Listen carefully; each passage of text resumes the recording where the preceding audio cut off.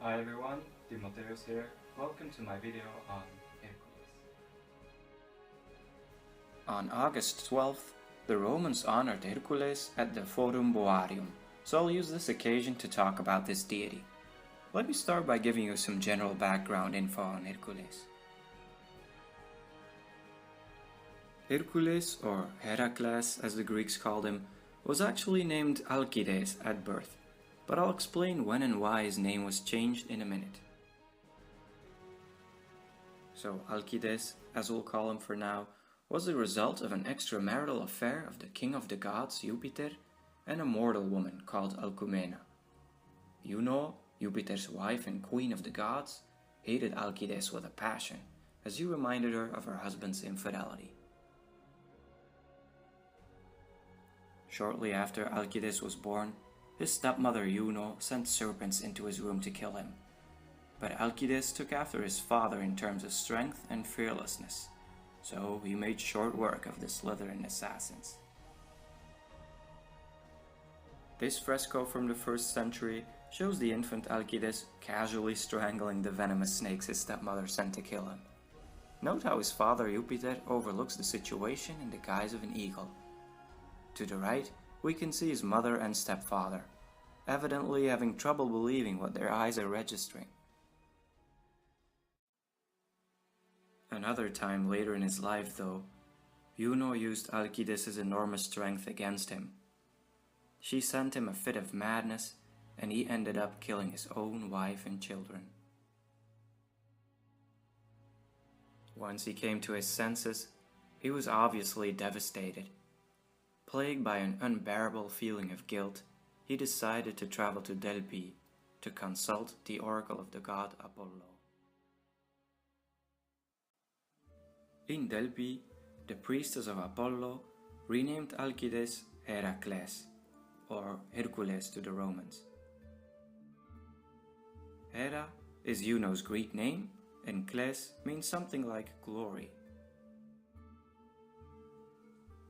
The priestess also told him to serve the king of Tiruns for 12 years. It was this king that ordered Hercules to do what he's most famous for, the 12 labors. These labors were meant to be unreasonably difficult because the king actually wanted Hercules to fail, but he completed them successfully one after the other. In between the original Greek labors, the Romans later added another side labor in order to establish a link between Hercules and the city of Rome. The Roman edition goes something like this. After Hercules had stolen the cattle of the three-bodied giant Geryones as one of his 12 labors, Hercules drove his newly acquired cattle through what would later become Rome.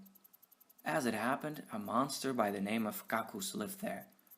The greedy creature had set his eyes on a few bulls, and in an attempt to outwit Hercules, he pulled them away from his herd by their tails, making them walk backwards, so that Hercules would not be able to follow their tracks. However, the cattle started mooing and alarmed Hercules, who was resting nearby. As he saw what was happening, Hercules grabbed his trusty club and made Cacus pay with his life for the crime he committed. Hercules decided to celebrate this happy ending by erecting an altar and sacrificing a bull to his divine father Iuppiter. But all his action had made him thirsty, so he started looking for water.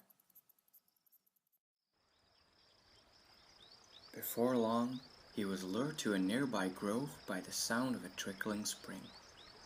The grove was sacred to a mysterious goddess, and only accessible through a gate.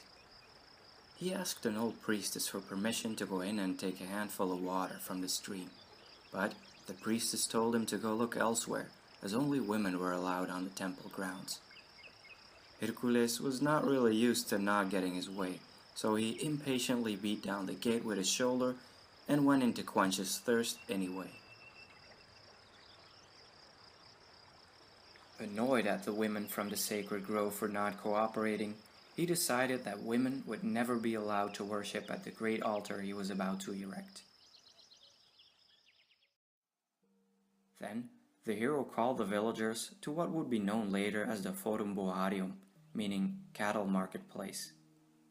He sacrificed a bull to his divine father Iuppiter and set up the Ara Maxima, which means great altar. Henceforth, the urban praetor would offer a heifer to Hercules here, every year on August 12th. As per Hercules' order, women were not allowed, and worshippers were required to worship in Greek style, that is, with uncovered head. In the Roman tradition, the head was usually covered during worship. Shown here is a gilded statue of the young Hercules that was found at the Forum Boarium. It was made in the 2nd century BCE and belonged to one of the temples that were dedicated to Hercules. One of these temples can still be seen today at the Forum Boarium.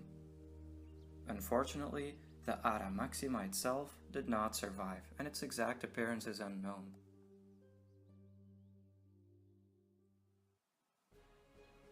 I hope you enjoyed this video. If you did, please take a moment of your time to click the like button and subscribe to my channel for similar videos. You can also follow me on Facebook for more pictures and links. For the credits of the images and music I used, check out the description below. You can also find the link to my blog post there, in case you want to check my sources. This was TIMOTHEVS.